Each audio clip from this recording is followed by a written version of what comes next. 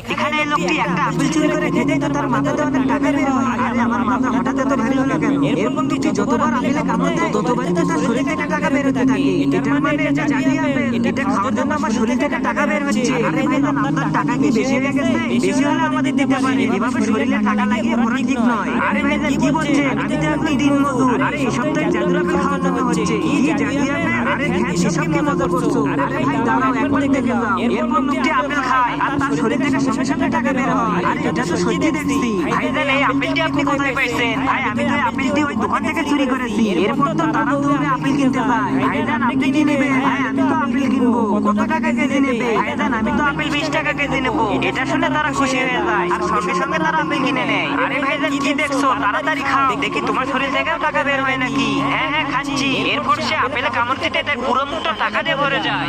তাহলে আমি খেয়ে দেখি আমি কত টাকা পাই। তার আগে দেখবো কারা কারা